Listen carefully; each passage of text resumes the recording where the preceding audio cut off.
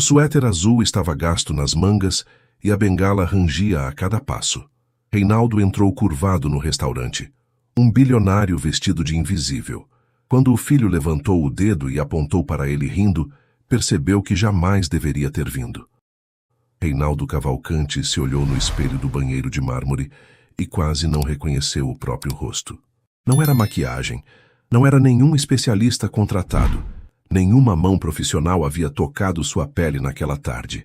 Era apenas ele, sozinho diante do espelho de borda dourada que havia escolhido com a esposa décadas antes, vestindo uma roupa que comprara num brechó do centro 3 semanas atrás, quando o plano ainda era somente um peso que carregava na boca do estômago sem saber ao certo como nomear. O suéter azul estava desbotado nas mangas, cheirava levemente a naftalina e assentava frouxo sobre seus ombros como se pertencesse a outra pessoa, porque pertencia. A calça cinza tinha dobras antigas demais para serem só do dia. Os sapatos, um número maior do que o seu, faziam um ruído levemente arrastado quando ele dava um passo, como se o próprio chão quisesse anunciar com antecedência que algo fora do lugar estava chegando. A bengala havia sido comprada numa loja de antiguidades 4 meses antes.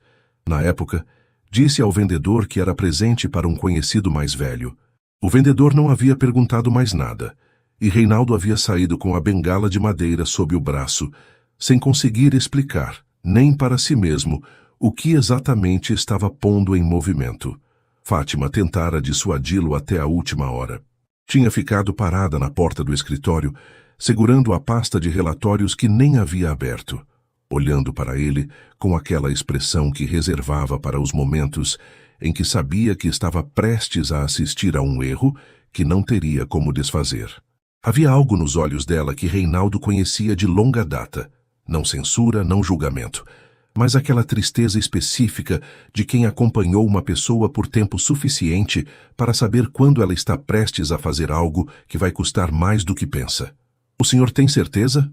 Ela havia perguntado e a pergunta carregava tudo o que ela não disse depois. Tem certeza de que quer saber. Tem certeza de que consegue suportar a resposta. Ele não havia respondido. Tinha pegado a bengala do canto da parede e saído. O elevador desceu em silêncio absoluto. Reinaldo manteve os olhos fixos no painel de números iluminados, a bengala à frente do corpo, os ombros levemente curvados. Havia passado parte da tarde praticando aquela postura, não a de um ator que imita a fraqueza, mas a de alguém que aprendeu que o peso real tem um jeito próprio de curvar o corpo, que não se aprende na frente do espelho, mas sim carregando. A postura não era teatro. Era a única maneira que havia encontrado de checar uma suspeita que crescia havia meses, sem que ele tivesse coragem de transformá-la em pergunta direta ao filho. A suspeita tinha um nome: Rafael. Não era algo recente. Havia meses que chegavam comentários de pessoas do círculo empresarial, de funcionários que ele tentava descartar como invejosos, de conhecidos que faziam a ressalva educada de quem não quer se meter, mas sente que precisa dizer alguma coisa. Rafael Cavalcanti, 32 anos, filho único, herdeiro de um nome e de uma fortuna construída ao longo de 3 décadas no setor têxtil, havia se transformado no tipo de homem que Reinaldo reconhecia de longe. Aquele que confunde dinheiro com autoridade e arrogância com estilo. Aquele que acredita que o mundo está dividido em categorias e que a categoria certa protege de qualquer coisa. Mas rumores não bastavam. Nunca haviam bastado para Reinaldo em nenhuma decisão da vida. Precisava ver com os próprios olhos. O restaurante Ágata ficava no centro financeiro, num endereço que Reinaldo conhecia de cor. Havia almoçado ali incontáveis vezes, sempre na mesa ao fundo à direita, sempre de terno escuro, sempre sendo chamado pelo sobrenome, pelo maître, que o aguardava na entrada como se soubesse de antemão que ele viria. Naquela noite, Reinaldo estacionou a 3 quarteirões de distância e foi a pé. Entrou pela porta lateral, a que ficava próxima ao estacionamento de serviço, a cabeça baixa, a bengala rangendo no piso de pedra. O maître olhou para ele e desviou o olhar com a naturalidade de quem não precisou decidir. Simplesmente não havia nada ali que merecesse decisão. Reinaldo sentiu o peso daquele momento no peito, mas continuou andando, Não era humilhação. Era dado. Era a informação que ele precisava coletar. O salão estava cheio com a plenitude de um lugar que nunca está vazio quando deveria. Lustres de cristal espalhavam uma luz dourada sobre as toalhas brancas imaculadas, sobre as taças já postas, com a precisão de quem repetiu esse gesto 1000 vezes e não precisou mais pensar nele, sobre os rostos das pessoas que conversavam sem pressa, certas de que o mundo lá fora tinha um protocolo para não entrar ali. Havia um zumbido suave de vozes sobrepostas, de talheres contra porcelana fina, de risos modulados no volume certo, o volume de quem aprendeu que exibir-se demais é tão pouco elegante quanto esconder-se. Reinaldo avistou Rafael antes de chegar à metade do salão. Seu filho estava numa mesa de canto, encostado na cadeira com a desenvoltura de quem nunca cogitou não pertencer a qualquer lugar que escolhesse. O terno azul marinho assentava perfeitamente nos ombros, sem uma ruga que não fosse intencional. A gravata escura estava levemente afrouxada, o único gesto de descontração que homens como ele se permitem em público, uma concessão cuidadosa que ainda assim comunica que foram eles que escolheram afrouxar. À esquerda, Caio ria de algo que Reinaldo não conseguia ouvir daquela distância. A camisa branca aberta no colarinho, o rosto levemente corado de vinho e calor de conversa boa. Do outro lado, Danilo gesticulava com entusiasmo, a voz um tom acima do que o ambiente pedia, os olhos brilhantes com a animação de quem está no centro de uma história que acha boa. 3 taças sobre a toalha branca. Uma garrafa de vinho tinto pela metade. Restos de prato que ninguém havia pedido para retirar, porque eles ainda estavam naquela fase da noite em que não há pressa para nada. Reinaldo respirou fundo uma vez, lentamente, e começou a caminhar em direção à mesa. A cada passo, o salão parecia encolher um pouco ao redor. Ele sentiu olhares, rápidos e involuntários, o tipo que as pessoas lançam quando algo está levemente deslocado no campo de visão, e elas não sabem exatamente o que. Um homem curvado demais para aquele ambiente, mal vestido demais, com uma bengala que rangia entre uma conversa e outra. Ninguém o abordou. Ninguém perguntou o que estava fazendo ali. A indiferença do luxo não é agressiva, é apenas completa, como uma porta que não se fecha porque nunca foi preciso. Faltavam uns 4 metros quando Rafael o viu. Reinaldo reconheceu o momento exato, o instante em que os olhos do filho pousaram sobre ele com aquele ajuste de fração de segundo, do desinteresse puro à identificação de algo que merecia um segundo olhar. Não havia reconhecimento no rosto de Rafael. Havia avaliação, rápida, clínica e brutal na sua leveza, como a avaliação de quem classifica as coisas do mundo em categorias tão estabelecidas que não precisa mais pensar para fazê-lo. Rafael levantou o dedo e apontou. Olha isso. A voz saiu alta o suficiente para que as mesas próximas ouvissem. Caio virou a cabeça de imediato. Danilo parou de falar no meio da frase. Reinaldo parou a 2 metros da mesa. Seu coração batia num ritmo que ele não conseguia domar com a força de vontade habitual. Havia ensaiado esse momento durante semanas. Havia repetido mentalmente as palavras que usaria, o tom de voz, a cadência de alguém que pede ajuda sem ser servil. Mas agora que estava aqui, diante do rosto do próprio filho iluminado pelo lustre de cristal, tudo aquilo sumiu como fumaça antes de ser inalada. Boa noite, ele disse, a voz saindo mais rouca do que pretendia. Desculpe incomodar, estou procurando a Rua Álvares ali perto. Rafael inclinou a cabeça para o lado, estudando-o com um sorriso que crescia devagar. Não era um sorriso gentil. Era o sorriso de quem acabou de encontrar algo levemente engraçado sem ter procurado. A leveza específica de quem nunca precisou se colocar no lugar de outro para entender que esse outro também existia. A Rua Álvares. Rafael repetiu as palavras como se fossem objeto de curiosidade zoológica, articulando cada sílaba com mais cuidado do que a frase precisava. Você entrou num lugar como esse para pedir endereço? Caio soltou uma risada curta. Danilo se recostou na cadeira, cruzando os braços com um sorriso que não tentou esconder. É que me perdi.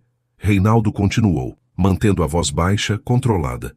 Se alguém pudesse me indicar por onde fica, sabe quanto custa uma entrada aqui? A voz de Rafael não era agressiva. Era pior. Era divertida. Tinha a qualidade de uma piada que o narrador acha mais graciosa do que o público.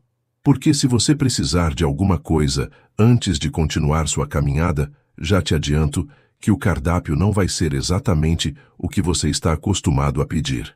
Danilo deu uma risada que tentou suavizar com uma tosse. Não conseguiu. Caio nem tentou. Reinaldo ficou parado. Sabia que deveria continuar. Insistir na cena que havia planejado.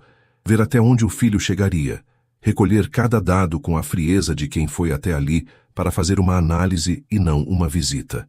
Mas havia algo na leveza daquele descaso, na facilidade com que Rafael transformava o desconforto de um homem mais velho em entretenimento de mesa, e o desarmou de um jeito que ele não havia previsto. Não era o que o filho dizia, era o quanto aquilo não custava nada para ele, o quanto era automático, como se essa fosse simplesmente a maneira natural de tratar o que estava fora de lugar. Pode me indicar a saída, então, Reinaldo disse, a voz mais baixa agora do que qualquer coisa que havia planejado. Só a saída já basta. Rafael levantou a mão e apontou para a porta com o mesmo gesto relaxado de quem despacha alguém sem importância, sem raiva, sem consideração, simplesmente sem nada. Por onde você entrou? Caio riu abertamente desta vez. Danilo balançou a cabeça com um sorriso tranquilo. Rafael já havia desviado o olhar antes mesmo de terminar o gesto. Reinaldo havia durado menos de 1 minuto no campo de visão do filho antes de ser descartado como coisa irrelevante. Reinaldo caminhou de volta pela extensão do salão. Os lustres de cristal derramavam sua luz dourada sobre tudo com a mesma indiferença. O maître não o acompanhou até a porta. As pessoas nas outras mesas continuavam suas conversas, seus risos, seus vinhos. Quando a porta lateral se fechou atrás dele, o ar da rua bateu no seu rosto como uma mão aberta e fria. Ficou parado na calçada por um tempo que não soube medir. A bengala na mão direita, a cidade ao redor cheia de vozes, motores e luzes que não piscavam para ele. Lá dentro, Rafael estava provavelmente terminando a frase que Reinaldo havia interrompido, derramando mais vinho nas taças, vivendo a noite com a leveza de quem não carrega nada. Porque nunca precisou. Reinaldo abriu a mão esquerda e olhou para a palma. Ela estava tremendo. Não era raiva. Conhecia seus próprios tremores há tempo suficiente para distinguir um do outro. Era de algo que demorou mais para nomear enquanto caminhava até o carro, com os sapatos grandes rangendo no asfalto. Era de reconhecimento. Aquele filho que havia apontado o dedo para ele com um sorriso descuidado, aquele homem existia porque Reinaldo o havia criado. Havia dado tudo sem jamais exigir nada em troca. Havia confundido prosperidade com formação e presença física com presença de verdade. Havia comprado a consciência tranquila com a conta bancária sempre aberta. E nunca havia percebido que estava comprando uma ilusão. Mas havia algo mais. Uma coisa pequena, presa no peito como um anzol que ainda não havia encontrado o que buscava. Rafael havia olhado para ele tempo suficiente e mesmo assim não havia reconhecido o pai. Ou talvez, e esse pensamento chegou mais quieto, mais lento, mais pesado do que os outros, talvez tivesse reconhecido. Era essa a pergunta que não o deixaria dormir naquela noite. Pequena, compacta e devastadora como certas perguntas conseguem ser. Ficou sentado no carro escuro com as 2 mãos sobre o volante por um longo momento antes de dar a partida. O suéter azul cheirava a naftalina e a noite fria. Fora do vidro, a cidade continuava seu movimento sem pausas. Lá dentro, o silêncio pesava com o peso específico das coisas que ainda não têm nome, mas que já existem de verdade, esperando. Na manhã seguinte, Reinaldo chegou ao escritório antes de qualquer funcionário. Não havia dormido bem. Havia dormido da forma com que se dorme quando a mente não desliga completamente. Em camadas, acordando em intervalos que pareciam curtos, mas somavam muito tempo, encontrando sempre o mesmo pensamento, esperando no ponto onde havia deixado. Levantou antes do alarme, tomou café em pé na cozinha escura e foi ao escritório com 1h30 de antecedência, apenas para não ficar sozinho dentro de casa com o silêncio.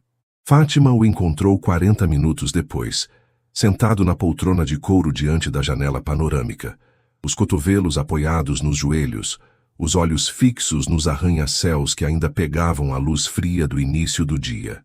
O suéter azul estava dobrado sobre a mesa de reuniões cuidadosamente, como se fosse algo que precisava ser tratado com respeito, mesmo sendo barato. A bengala estava encostada na parede ao lado da porta. Ela colocou a xícara de café preto na mesa, do lado do suéter, e ficou esperando sem dizer nada. Havia anos que ela sabia quando ele precisava falar e quando precisava que alguém ficasse quieto perto dele. Ele me apontou o dedo. Reinaldo disse, sem virar a cadeira. A voz saiu plana, como quem relata um fato técnico que ainda não sabe se suporta. Fátima assentiu uma vez, devagar, na frente dos amigos. Me apontou o dedo e disse aos outros para olharem.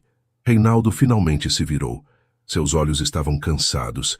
Não o cansaço de quem não dormiu, mas o de quem dormiu e acordou carregando algo que não estava lá na véspera. Você me conhece há 29 anos, Fátima. Olhando para trás, eu errei em alguma coisa. Na criação dele. E não sei nomear exatamente onde foi.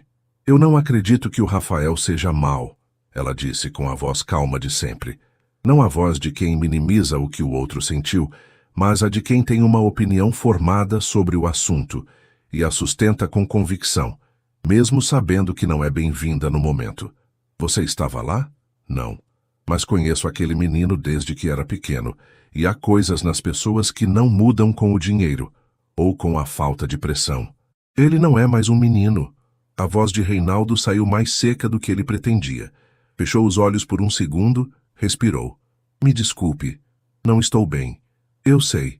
Fátima se aproximou da mesa de reuniões e ficou de pé, com a postura reta de sempre, as mãos juntas à frente. Havia algo que ela queria dizer e que ainda não havia decidido se diria, ou quando. Reinaldo conhecia aquela pausa. Havia passado anos aprendendo a lê-la, a saber que ela não era indecisão, mas cuidado. O senhor vai fazer o que agora? Quero chamar ele aqui, sentar na frente do meu filho e perguntar o que está acontecendo com ele. E se ele se fechar? Fátima escolheu as palavras com o cuidado de quem conhece o terreno onde está pisando. Se o senhor revelar que estava lá disfarçado, Rafael vai se defender. Vai usar a razão para explicar o que a emoção fez. E o senhor não vai descobrir nada de verdade. Vai ganhar apenas uma briga que os dois vão fingir que resolveram numa tarde e depois guardar cada um no seu canto. Reinaldo ficou olhando para ela por um tempo. Havia anos que trabalhavam juntos. Ele sabia quando Fátima escondia alguma coisa e sabia também quando ela escondia por razão justa, porque ela havia aprendido ao longo de 2 décadas e meia ao seu lado que nem toda informação precisa chegar no momento em que ela existe. O que você está me pedindo? Cautela. Ela abriu as mãos, um gesto pequeno. Me permita fazer algumas averiguações informalmente, sem que o Rafael saiba que o senhor estava lá. 3 dias. 3 dias. Reinaldo repetiu. Pegou a xícara de café. Não mais do que isso. Fátima trabalhou com a discrição que ele havia aprendido a valorizar ao longo de quase 3 décadas juntos. Não fez perguntas abertas a ninguém de fora. Não contratou investigador. Usou apenas o que tinha acesso legal. Os extratos das contas, nas quais Rafael ainda figurava, como cotista minoritário dentro do planejamento patrimonial da família. Os documentos financeiros que Reinaldo havia mantido acessíveis para ambos como precaução administrativa, que nunca havia precisado acionar. O que ela encontrou estava escondido à vista de todos, como costuma acontecer com as coisas que ninguém imagina que existem, porque ninguém imagina que alguém teria motivo para escondê-las ali. Não estava disfarçado, não estava codificado, estava apenas no lugar onde coisas legítimas ficam quando ninguém pensa que alguém vai procurar por elas, porque para procurar por elas precisaria primeiro imaginar que existiam. Nos 3 dias em que Fátima investigava, Reinaldo tentou trabalhar normalmente. Conseguiu em partes.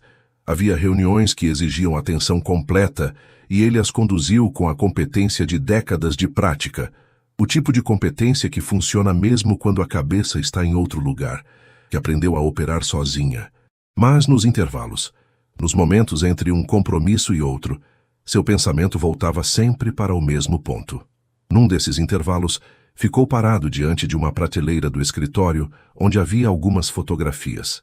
Rafael, aos 8 anos, numa tarde de piscina, sorrindo com os dentes todos, sem a compostura que o adulto havia aprendido a usar como roupa. Rafael aos 17, numa viagem que Reinaldo havia organizado para apresentá-lo à operação industrial da empresa, os dois diante de uma máquina grande, Rafael olhando para a câmera, com aquela expressão de quem ainda não decidiu se quer pertencer àquilo. Reinaldo ao lado, olhava para a máquina. Em nenhum momento da foto os dois olhavam para o mesmo lugar. Reinaldo ficou com o dedo no vidro da moldura por um tempo que não contou. Havia muitas fotos assim. A proximidade física documentada com perfeição, a distância real não capturada por nenhuma câmera. Foi nessa tarde que ligou para Rafael pela primeira vez em 3 semanas. O filho atendeu no terceiro toque com a voz controlada de sempre. Trocaram algumas frases sobre um contrato menor que precisava de assinatura. Rafael disse que mandaria o documento por e-mail. Reinaldo disse tudo bem. A chamada durou menos de 2 minutos e os dois desligaram com a eficiência de quem resolveu o que precisava sem precisar de mais. Era assim que haviam conversado por anos, funcional, sem atrito, sem nada que custasse mais do que o necessário. Reinaldo ficou olhando para o telefone depois que desligou. Havia algo que não fechava naquilo, na facilidade com que pai e filho conseguiam ser dois estranhos, eficientes um para o outro. Assinou documentos, atendeu 2 reuniões, respondeu mensagens. No intervalo entre compromissos, ficou parado diante de uma fotografia na estante do escritório. Rafael, aos 17 anos, numa viagem de negócio que Reinaldo havia insistido em levá-lo, os dois na frente de uma fábrica parceira em outro estado. Rafael olhava para a câmera com aquela expressão de quem ainda não decidiu como se posicionar diante da câmera. Reinaldo, ao lado dele, olhava para frente com a determinação de sempre. Em nenhum dos 2 rostos havia a proximidade que a foto sugeria. Havia muitas fotos assim. Reinaldo não havia percebido até aquele momento. Na tarde do terceiro dia, Fátima bateu na porta do escritório com uma pasta fina e uma expressão que Reinaldo não conseguiu classificar de imediato. Não era a expressão de problema, tampouco a de solução. Era a expressão de algo que fica no meio, algo que muda o mapa sem dizer claramente para onde ir. Doutor, o senhor precisa ver isso. Ela abriu a pasta sobre a mesa de reuniões. Eram impressões de transferências bancárias, não do cartão corporativo, mas de uma conta pessoal de Rafael, acessada por via indireta, por meio de um instrumento patrimonial antigo em que pai e filho figuravam como cosignatários num documento de décadas. Ele faz transferências regulares, Fátima disse, apontando para a coluna de datas com o dedo indicador. Todo começo de mês, sem falta, há pelo menos 12 meses consecutivos, para esta conta aqui. Ela indicou o número de destino. Levei tempo para rastrear. O beneficiário é esta entidade. Reinaldo leu o nome em voz alta, devagar, como se precisasse do som para entender o que via. Associação Comunitária do Bairro da Várzea. Eu conheço o nome do bairro. É um dos bairros operários mais antigos da cidade. O senhor passou por ali algumas vezes ao longo dos anos, mas nunca precisou parar. Ela virou a página. Mas não é só isso. A segunda folha era a digitalização de um documento com o cabeçalho de uma clínica de saúde comunitária. O nome, Clínica São Cristóvão. O endereço, Bairro da Várzea. No rodapé do documento, um campo de doador principal estava preenchido com o nome completo de Rafael Cavalcante. Sem apelido, sem pseudônimo, sem esconder. Reinaldo pousou as 2 mãos abertas sobre a mesa, como se precisasse de um ponto de apoio físico. Ele mantém uma clínica. Sim, Fátima esperou. Há pelo menos 12 meses de documentação que eu consegui verificar, possivelmente mais. O silêncio que se seguiu tinha uma textura diferente de todos os silêncios que Reinaldo havia vivido naquele escritório ao longo de décadas.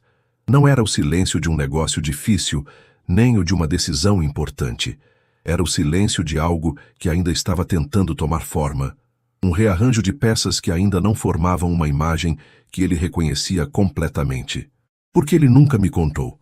A voz saiu quase sem volume, direcionada mais para si mesmo do que para Fátima. Ela não respondeu de imediato. Quando falou, foi com o cuidado de quem sabe que a próxima frase vai mudar alguma coisa que não tem como ser revertida. Talvez o senhor devesse perguntar a ele, mas antes... Ela pausou. Talvez valha a pena ir até lá. Ver com os próprios olhos o que está acontecendo naquele bairro antes de perguntar por quê. E o Rafael vai estar lá? Rafael vai ao bairro toda semana, mas num período específico e fixo. Se o senhor for em horário diferente, vai encontrar as pessoas do lugar. Vai conseguir conversar sem que ele saiba. Reinaldo olhou para o suéter azul que ainda estava dobrado em cima da mesa de reuniões. No mesmo lugar onde Fátima o havia colocado. Dobrado com cuidado, ela havia feito isso, ele notou. Com o mesmo respeito que dobrava qualquer coisa do escritório. Disfarçado de novo. Fátima não disse nada, mas também não discordou. Naquela noite, Reinaldo ficou no escritório depois que todos foram embora. A cidade lá embaixo se movia com a indiferença habitual. Carros, pedestres, a geometria ordenada de uma metrópole que funciona por inércia há tempo suficiente para não precisar de propósito consciente. Ele pensou em Rafael com 11 anos, pedindo para aprender a fazer o nó da gravata, porque havia visto o pai usar uma toda manhã e achou que era assim que o mundo adulto funcionava, que havia uma técnica para entrar nele. Pensou em Rafael com 16, quieto no banco traseiro do carro durante as viagens de negócio, para as quais Reinaldo insistia em levá-lo sem nunca explicar o porquê. Como se a exposição sozinha ensinasse alguma coisa, como se observar bastasse quando o que a criança precisava era conversa. Pensou em Rafael adulto, distante, educado na superfície e fechado como uma porta trancada por dentro, com uma fechadura que Reinaldo não havia notado até que ela já estava lá. E pensou nos números da pasta. 12 meses. Uma clínica. Uma associação num bairro que Reinaldo havia atravessado ao longo de décadas sem jamais precisar parar. Havia algo que não fechava. E a sensação de que não fechava era mais pesada do que qualquer certeza teria sido. Reinaldo voltou a vestir o suéter azul 2 dias depois, dessa vez sem hesitação diante do espelho. O ritual de se transformar em alguém que a cidade ignora havia perdido o estranhamento da primeira vez. O que ficou em seu lugar era algo mais quieto, mais firme. Uma determinação sem nome, mas que o puxava para frente, como a gravidade puxa qualquer coisa que perdeu o ponto de equilíbrio. O bairro da Várzea ficava a 23 minutos do centro, mas poderia ser outro país. As ruas largas do centro financeiro iam estreitando ao longo do caminho. Os prédios de vidro cedendo lugar a construções de tijolo aparente, a comércios de bairro com letreiros feitos à mão, a calçadas que as árvores antigas haviam desnivelado ao longo de décadas de raízes que cresceram sem pedir licença ao asfalto. Reinaldo desceu do carro num ponto distante o suficiente e foi a pé, com a bengala, a cabeça levemente baixa, os ombros na postura aprendida. As pessoas que passavam não o olhavam mais tempo do que olhavam para qualquer outro pedestre. Era invisível da maneira mais completa. Não porque se escondia, mas porque simplesmente não havia nada ali que chamasse a atenção de ninguém. Encontrou a Clínica São Cristóvão numa esquina de rua calçada de paralelepípedo. Era uma construção simples, com paredes pintadas de branco há pouco tempo. A tinta ainda tinha aquela alvura específica dos primeiros meses, antes que o sol e a umidade e a poeira a transformassem em algo mais parecido com memória de branco. Uma fila de pessoas esperava do lado de fora, com a paciência de quem aprendeu que esperar é parte do processo. Crianças no colo de mães jovens que as seguravam firme sem interromper a conversa. Idosos em cadeiras plásticas que alguém havia carregado para fora e disposto com mais cuidado do que o necessário, de frente para a rua, com espaço entre uma e outra. Um homem com o braço enfaixado que lia um jornal dobrado ao meio com a concentração de quem não tem pressa de chegar a lugar nenhum. Reinaldo ficou parado na calçada por um momento, apenas olhando. Havia um cuidado naquele lugar que não era só clínico. Havia intenção. Não a intenção de um projeto institucional que precisa de fotos para relatório, mas a de alguém que havia pensado em como seria estar ali esperando e havia decidido que isso merecia atenção. O bebedouro do lado de fora, por exemplo, de aço inox, instalado alto o suficiente para um adulto, mas com um segundo bico mais baixo para a criança. As cadeiras dispostas na sombra do muro, não ao sol. Um suporte de plástico com folhas de informação sobre vacinação e pressão arterial, plastificadas, para resistir à chuva. Pequenos detalhes, do tipo que alguém nota quando está prestando atenção em quem vai usar o espaço. Havia uma placa pequena ao lado da porta, de acrílico, com o nome da clínica e o horário de funcionamento. Abaixo do horário, uma linha que ele precisou se aproximar para ler. Atendimento gratuito. Mantida por doação privada. Entrou. A recepção era pequena, mas organizada com um cuidado que não era só funcional. Era intencional, do tipo que vem de alguém que pensou no que as pessoas sentiriam ao entrar ali, não apenas no que precisariam encontrar. Cadeiras alinhadas, um bebedouro funcionando, um cartaz com informações de saúde fixado na parede sem bolhas, as arestas bem coladas. Uma jovem sentada atrás de um balcão levantou os olhos quando ele entrou. Bom dia, o senhor tem consulta marcada? Não, não tenho. Reinaldo colocou uma suavidade na voz. Só queria tomar um pouco de água, se não incomodar. Estou caminhando faz um tempo. A moça indicou o bebedouro com um sorriso simples. Fique à vontade. Reinaldo tomou água devagar. Olhou ao redor com a calma de quem não tem razão aparente para estar com pressa. Na parede à esquerda, havia uma foto em moldura simples, de um grupo de pessoas reunidas em frente à clínica, na inauguração, pela disposição e pelo aspecto festivo dos rostos. Alguns com taças de suco na mão, outros simplesmente sorrindo para a câmera com o sorriso de quem sabe que o que está sendo celebrado importa. No centro da foto, um homem de terno claro que Reinaldo reconheceu antes de querer reconhecer. Rafael. Com um sorriso diferente de todos os que Reinaldo havia visto no filho ao longo da vida. Largo, sem cálculo, sem a armadura que o adulto havia construído camada por camada ao longo dos anos. Ao lado da foto havia outra, menor, numa moldura mais modesta. Uma mulher mais velha, negra, cabelos grisalhos penteados com cuidado, segurando uma tesoura dourada em frente a uma fita inaugural. Ela tinha os olhos levemente úmidos na foto, mas sorria com a boca e com os olhos ao mesmo tempo, que é o jeito que as pessoas sorriem quando a alegria é maior do que elas sabem conter. Quem é essa senhora? Reinaldo perguntou com o cuidado de soar apenas curioso, um velho de passagem que viu uma foto bonita. A recepcionista olhou para a foto. É a dona Aparecida. Ela mora aqui no bairro faz muitos anos. Foi ela quem primeiro conversou com o doador sobre a necessidade de uma clínica aqui. Antes dessa clínica abrir, as pessoas tinham que pegar 2 ônibus para consultar.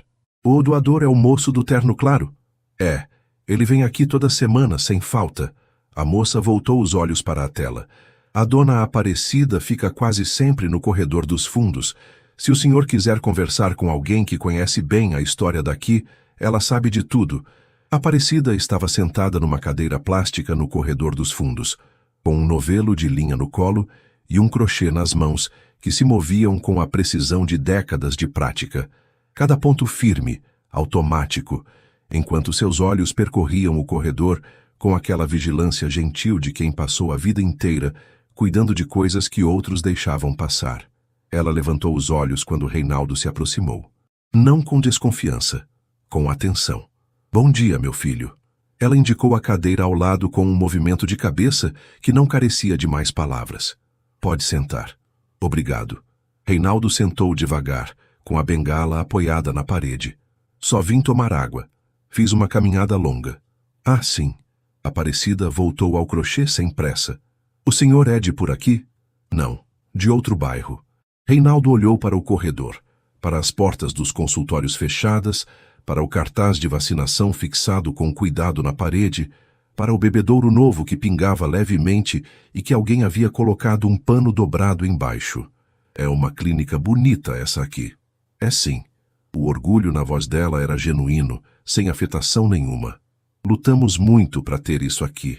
Esse bairro nunca teve serviço de saúde perto. Criança ficava doente. A família tinha que pegar 2 ônibus, às vezes 3, perder o dia de trabalho, chegar no posto e a fila já estava fechada. Ela pausou o crochê por um segundo, olhando para as mãos como quem lembra de algo específico. Quando apareceu o moço querendo ajudar, eu pensei que era mais um que vem, faz promessa e some. Sabe como é? Aparecem bastante esses moços cheios de boa intenção que somem quando a realidade começa a custar. E esse não sumiu. Esse não. Ela retomou o movimento das mãos. Aparece toda semana, sem câmera, sem jornalista, sem ninguém para registrar. Vem, conversa com as pessoas, pergunta o que está faltando, ouve de verdade sem olhar para o relógio. Ela balançou a cabeça com aquele movimento específico de quem mediu muita gente ao longo de muitos anos e sabe a diferença entre o que as pessoas mostram e o que elas são. Moço assim não aparece todo dia. Reinaldo olhou para o chão de cimento encerado. Você mora aqui no bairro faz muito tempo? A vida toda. A voz dela não mudou de volume, mas mudou de textura. Ficou mais densa, como roupa pesada molhada. Meu pai veio para cá quando era jovem. Meu marido trabalhou aqui a vida inteira. Ela fez uma pausa que não era para escolher palavra, mas para deixar a palavra chegar no tempo certo. Meu marido faleceu. Lamento. Faz muitos anos já. Aparecida dobrou o crochê sobre o novelo com um gesto preciso e cuidadoso, como quem faz as pazes com a dor sem fingir que ela não existe. Ele trabalhava numa fábrica têxtil. Morreu num acidente. Uma explosão no setor de maquinário. Ele e mais 2 colegas. Reinaldo sentiu algo se mover dentro do peito. Uma coisa que estava parada havia muito tempo. Sólida demais para se chamar de pressentimento. Pesada demais para ser só memória. Que fábrica era? A voz saiu mais baixa do que ele pretendia. Aparecida o olhou por um segundo, com a atenção natural de quem percebe que a pergunta veio de um lugar diferente das outras. A Cavalcante Têxtil. Já existia faz muito tempo. Ela retomou o crochê, sem saber o que acabava de dizer, sem saber o peso daquele nome no espaço entre os dois. Os donos pagaram um benefício, fecharam o processo com um advogado e foi isso. Meu filho cresceu sem o pai.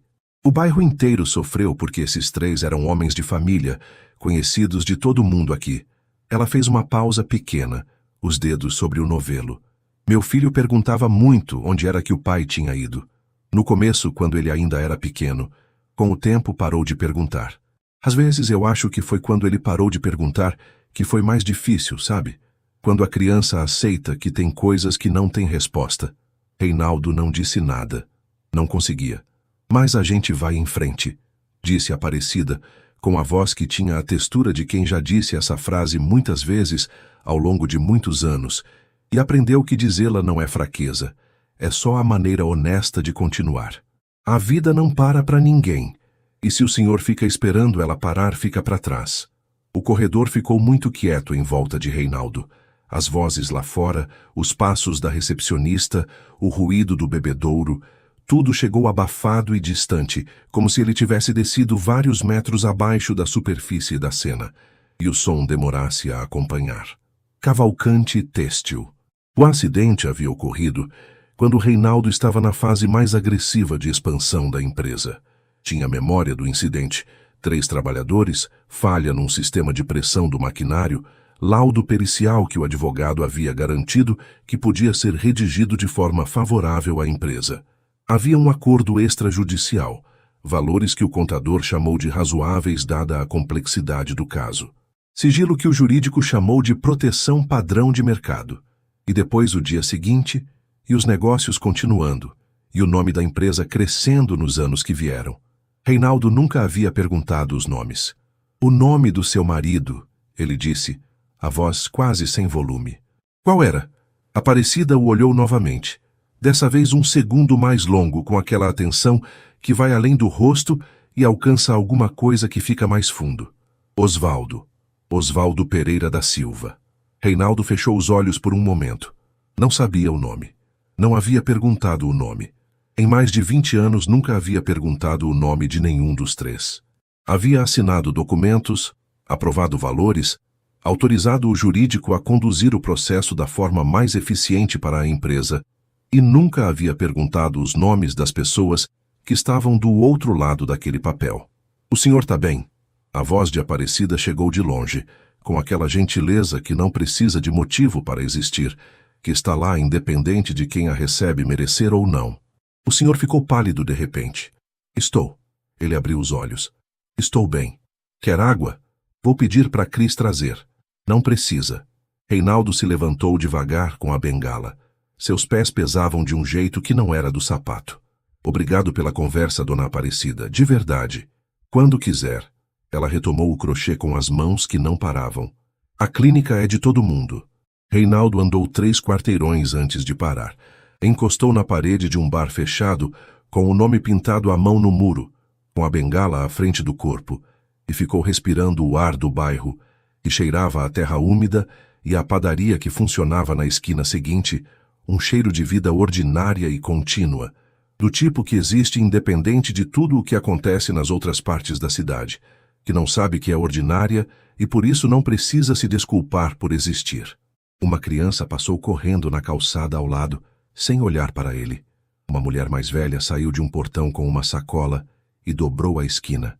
Um homem numa bicicleta passou devagar, saudando alguém do outro lado da rua com um aceno.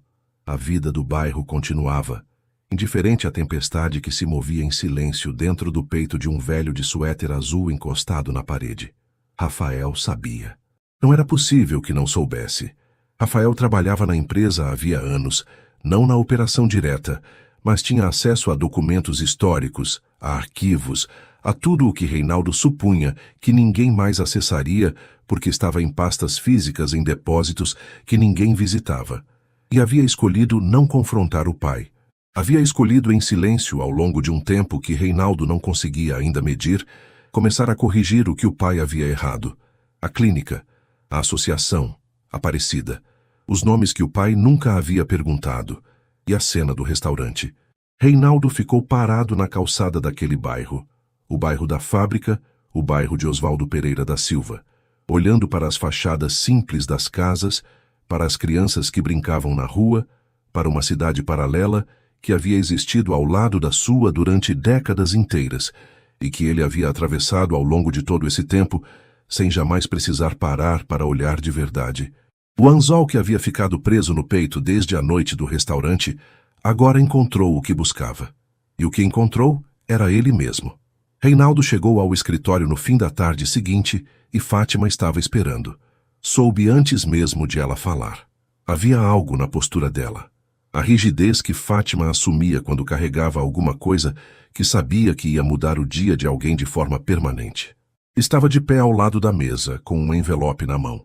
Branco, lacrado, o nome dele escrito no centro com a letra de Rafael, a letra grande e ligeiramente inclinada que Reinaldo reconheceria em qualquer contexto, porque havia olhado para ela em boletins escolares, em cartões de aniversário, em bilhetes que o filho deixava quando chegava cedo e ia embora antes que alguém acordasse. Onde você encontrou isso? A voz saiu firme, mas somente por hábito. No apartamento do Rafael. Fátima colocou o envelope sobre a mesa, mas não se afastou. O senhor me deu acesso ao apartamento faz anos, por causa das manutenções periódicas. Fui verificar se havia algo que ajudasse a entender melhor a situação. Esse envelope estava em cima da escrivaninha, com o nome do senhor. Já estava lá antes, provavelmente faz tempo. Eu só não havia entrado antes porque não havia razão. Reinaldo ficou olhando para o envelope por um longo momento. Depois, puxou a cadeira e sentou. Colocou o envelope sobre a mesa e ficou com ele diante dos olhos, sem abrir. Não havia pressa. Havia, em vez disso, aquela sensação específica de estar diante de algo que, uma vez lido, não poderia ser deslido. De que o tempo antes de abrir era diferente, de alguma forma, do tempo depois, e que ele estava nos últimos segundos do primeiro. Ele abriu o envelope. Pai, se o senhor está lendo isso, é porque descobriu alguma coisa. Ou tudo. Não sei ao certo como vai acontecer. Imaginei alguns caminhos possíveis, mas nunca soube ao certo qual o senhor escolheria. Vou começar pelo que o senhor provavelmente quer saber primeiro. Eu sabia que era o senhor, no restaurante, naquela noite. Reconheci o senhor antes de o senhor chegar à metade do salão. Reconheci o jeito de segurar a bengala. O senhor a segura com a mão direita e levemente afastada do corpo, o que não é o jeito de quem precisa de bengala, é o jeito de quem está carregando um objeto como ferramenta. Reconheci os ombros, reconheci as mãos que o senhor manteve fechadas durante o caminho inteiro até a mesa, o que nunca é sinal de calma real. Reconheci o senhor inteiro, pai, antes de o senhor chegar perto o suficiente para que eu precisasse confirmar com o rosto. E mesmo assim fiz o que fiz. Não consigo explicar isso de forma que pareça aceitável, por isso não vou tentar. Vou explicar de forma verdadeira, que é a única que tenho. Descobri o acidente há 2 anos. Encontrei os documentos num arquivo físico no setor jurídico da empresa. Estava procurando algo completamente diferente. Um contrato de fornecimento antigo que precisava para uma análise. E a pasta estava mal arquivada no lugar errado, como se alguém tivesse errado a gaveta há muito tempo e ninguém mais tivesse reparado. Li o laudo pericial.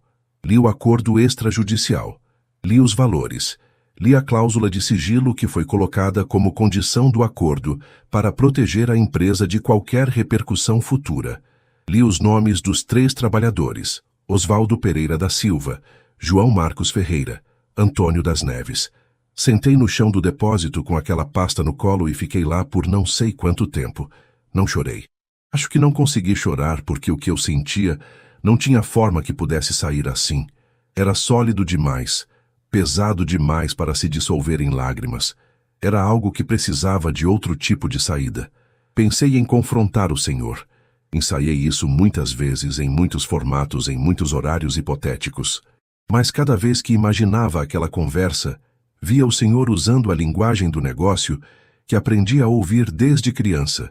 Era o contexto da época. O jurídico garantiu que estava correto.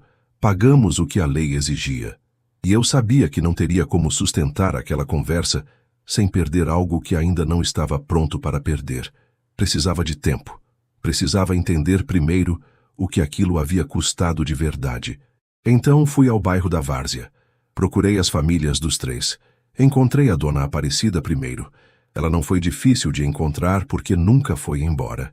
Ficou no mesmo bairro, na mesma rua, criando o filho sozinha, num mundo que havia decidido que o valor do marido dela cabia num número que o jurídico chamou de razoável e que ela nunca teve instrumentos para questionar. Quando a vi pela primeira vez, entendi de uma maneira que nenhum documento conseguiria me ensinar o que aquele acordo havia custado de verdade. Ela não sabe quem eu sou. Não sabe que sou filho do dono da empresa. Sabe apenas que apareço toda semana e que a clínica existe porque alguém decidiu que deveria existir. Não quis que soubesse mais do que isso, porque se soubesse, a bondade dela seria colocada numa posição impossível e ela já carregou o suficiente ao longo da vida para não precisar de mais peso. As famílias dos outros 2, o João Marcos e o Antônio, eu encontrei também. São histórias diferentes, bairros diferentes, formas diferentes de carregar a mesma perda. Estou ajudando nos 2 casos da forma que está ao meu alcance, de forma discreta. Não é suficiente. Sei que não é. Mas era o que conseguia fazer sozinho, enquanto ainda não havia decidido o que fazer com o resto. Agora, sobre o restaurante. O senhor planejou aquilo para me testar. Eu sei. O senhor não é discreto quando está arquitetando algo. Tem um jeito de ficar quieto de um modo diferente do seu quieto normal, mais interno, mais concentrado. Nos meses anteriores àquela noite eu notei. Não sabia o que especificamente, mas sabia que algo estava sendo construído. Quando o senhor entrou naquela noite, eu tive um segundo para decidir o que fazer. Poderia ter me levantado. Poderia ter chamado o senhor pelo nome em voz baixa e resolvido tudo ali naquele momento, antes que alguém percebesse. Poderia ter passado no teste com nota máxima e o senhor teria ido embora orgulhoso, e eu teria ficado sentado com aquela pasta do depósito ainda pesando dentro de mim, sem que ninguém soubesse o que eu sabia. Não consegui fazer isso. Fiz o que fiz porque precisava que o senhor sentisse. Por um único momento, pai. O que sente quem é tratado como se não importasse, como se a presença fosse um inconveniente, como se a necessidade fosse engraçada, como se a dignidade fosse um luxo que algumas pessoas têm direito e outras simplesmente não. Fiz o que fiz porque não encontrei outra linguagem que pudesse atravessar tudo o que havia entre nós e chegar de verdade. Errei. Sei que errei. Não era o lugar certo, não era a forma certa, e o Caio e o Danilo não tinham nada a ver com aquilo. Ficaram no meio de uma coisa que era minha e do Senhor. Lamento isso, mas não consigo me arrepender completamente, porque naquele segundo em que o Senhor virou e começou a caminhar de volta para a saída, Eu vi alguma coisa no modo como o senhor andava que nunca tinha visto antes. O senhor estava devagar de um modo que não era do suéter, não era do disfarce. Era real. E eu precisava que fosse real. Precisava que o senhor sentisse, ao menos uma vez, o que o Osvaldo sentiu cada vez que entrou naquela fábrica que nunca o viu como pessoa, que nunca perguntou o nome. Não sei o que vai acontecer depois que o senhor ler isso. Não sei se vai me ligar, se vai vir me ver, se vai ficar em silêncio por semanas como faz quando algo é grande demais para caber em palavras. Não sei se vai me odiar por um tempo. Talvez precise desse tempo. O que eu sei é que estou cansado de carregar esse peso sozinho. Cansado de aparecer no bairro toda semana e olhar para o rosto da dona Aparecida sabendo que ela não sabe quem eu sou de verdade. Cansado de ser o filho de um homem que admiro em metade das coisas e que me quebrou na outra metade, e de guardar as duas partes no mesmo lugar, sem que nenhuma das duas tenha onde resolver. Eu o amo, pai. Isso nunca mudou. Mas amor não é o mesmo que silêncio, e eu aprendi isso tarde demais para não dizer. Rafael Reinaldo dobrou as folhas com a precisão lenta de quem precisa manter as mãos ocupadas, enquanto o resto desaba sem fazer barulho. Ficou com a carta na mão por um momento, olhando para nada específico. Havia palavras na carta que ainda ecoavam sem encontrar onde pousar, especialmente uma frase perto do final, aquela sobre ser filho de um homem que admirava em metade das coisas e que o havia quebrado na outra metade. Reinaldo a releu mentalmente uma vez, depois duas. Não como autocrítica. Era tarde demais para o tipo de autocrítica que fica em si mesma sem ir a nenhum lugar, mas como dado. Como a coisa mais honesta que alguém havia dito a ele em muitos anos, talvez em décadas, e que ele havia recebido escrita num papel porque não havia outra forma de dizer em voz alta. Havia passado a vida inteira sendo o homem que tomava as decisões difíceis. Havia tomado decisões que custavam empregos, que encerravam contratos, que mudavam o rumo de negócios que existiam há gerações. Havia aprendido que as decisões difíceis têm um custo que precisa ser aceito para que a decisão seja tomada com clareza.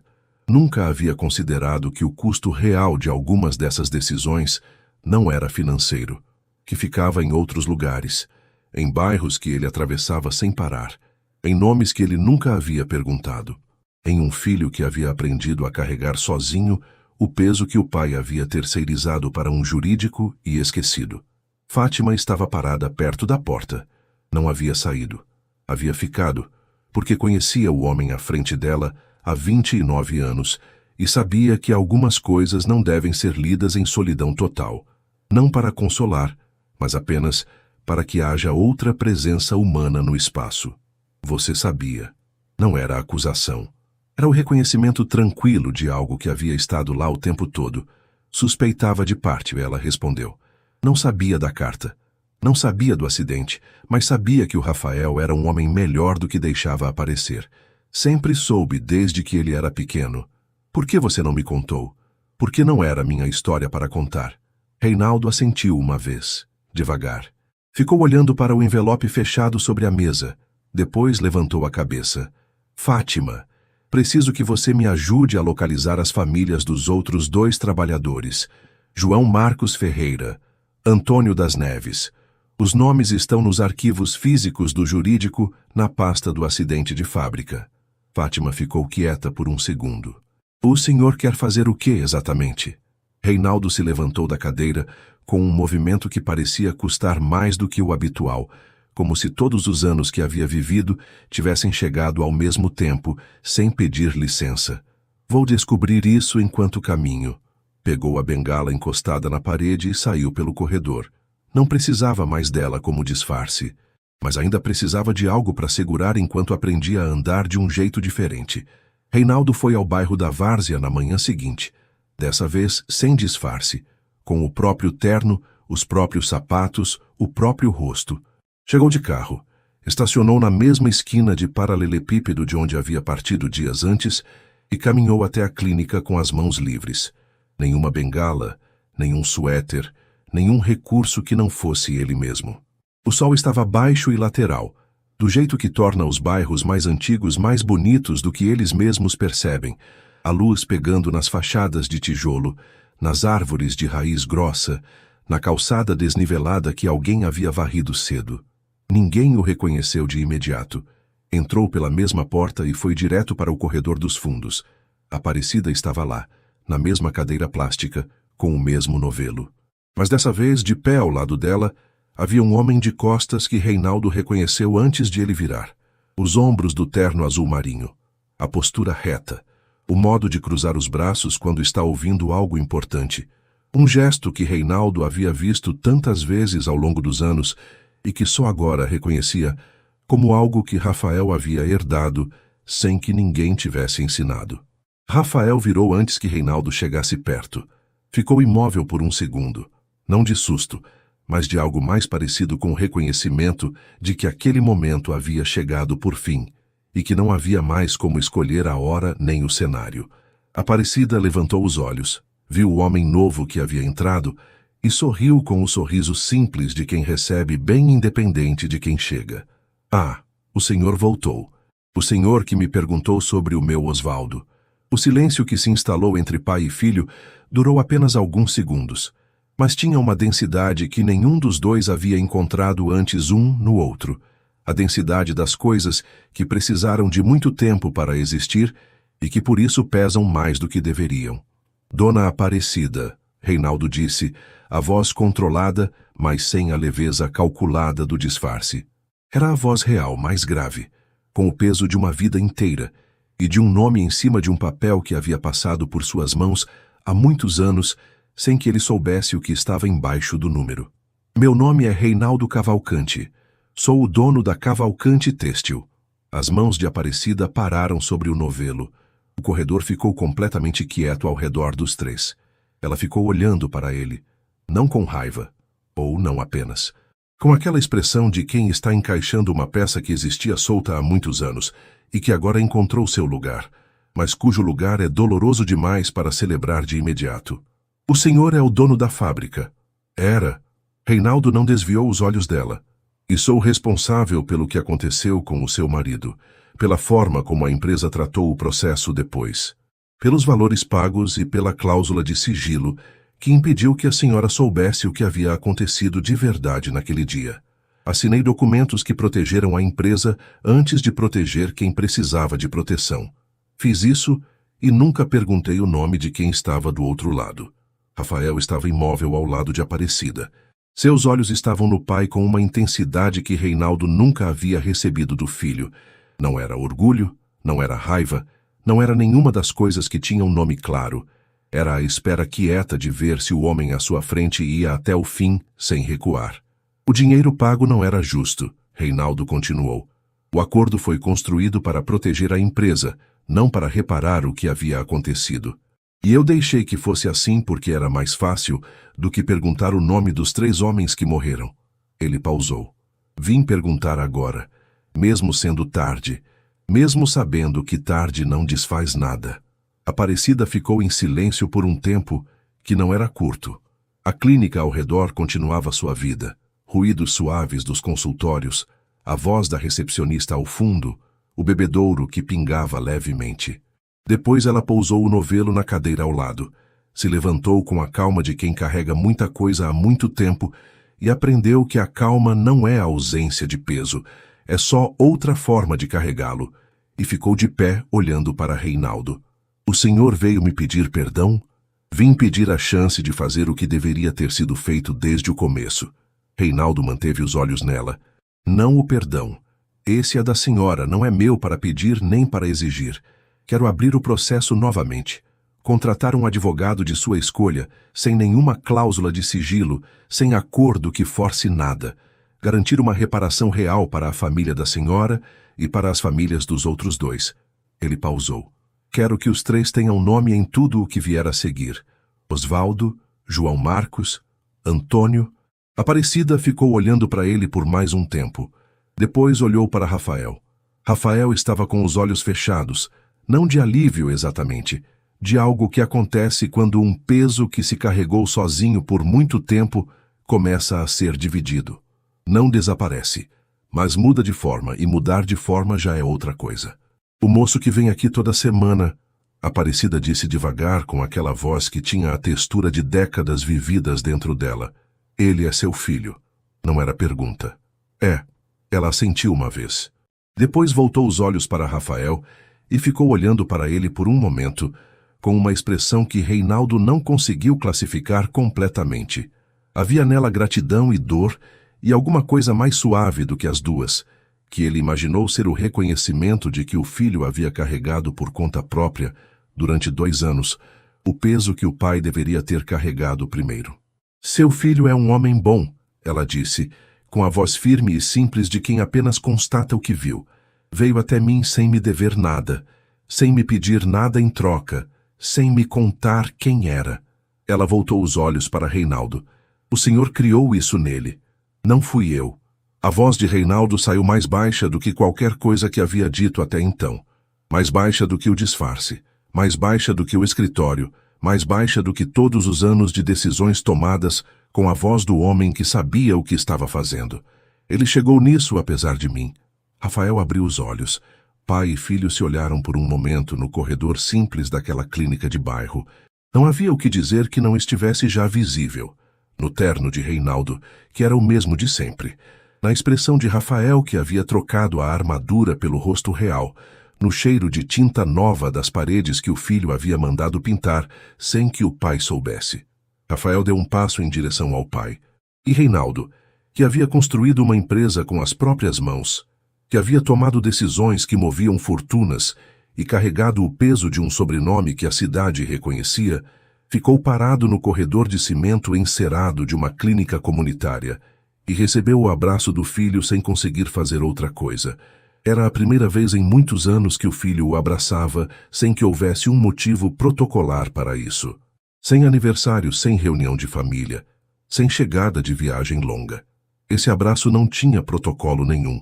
Era apenas o que ficava quando 2 pessoas param de fingir que tudo está resolvido e descobrem que o que resta ainda é suficiente para começar de novo. Rafael não disse nada por um longo momento. Quando falou, a voz saiu abafada, próxima ao ombro do pai. Eu não sabia o que ia acontecer quando o senhor lesse a carta. Eu também não sabia o que ia fazer quando a lesse. Reinaldo manteve a mão nas costas do filho, mas sabia que precisava vir aqui primeiro. Quando pai e filho finalmente se soltaram, Rafael estava com os olhos vermelhos. Não chorando, mas com aquela umidade que vem quando alguém segura o choro tempo suficiente para que o esforço apareça no rosto. Reinaldo ficou com a mão no ombro do filho por um instante. Você deveria ter me dito. Eu sei. Rafael não desviou. Mas o senhor deveria ter perguntado os nomes. Não havia resposta possível para isso. E Reinaldo não tentou dar nenhuma. Às vezes, o silêncio que vem depois de uma verdade não é a ausência de resposta. É a resposta inteira, compacta e sem enfeite. Aparecida voltou para a cadeira, pegou o novelo e retomou o crochê com as mãos precisas de sempre. Não foi embora, mas também não ficou olhando. Havia uma descrição nela, que era mais antiga do que qualquer etiqueta. A descrição de quem aprendeu que algumas coisas pertencem apenas a quem as vive. Nas semanas seguintes, Reinaldo contratou um escritório de advocacia externo para reabrir os processos relativos ao acidente. A decisão foi comunicada ao conselho sem pedir aprovação, porque não era decisão do conselho. Era decisão do dono. E ele a tomou. As famílias de João Marcos Ferreira e Antônio das Neves foram localizadas com a ajuda de Fátima. Reinaldo foi pessoalmente a cada uma delas. Sem gravata, sem cartão de visita, sem o terno que as pessoas reconheciam. Foi com a voz real e as palavras que ainda saíam difíceis, porque algumas coisas ditas em voz alta pela primeira vez custam mais do que anos de silêncio guardado. Rafael continuou indo ao bairro da Várzea toda semana. Passou a ir junto com o pai nas vezes em que os compromissos permitiam. Não havia uma conversa longa que resolvesse tudo de uma vez. Havia, em vez disso, a continuidade.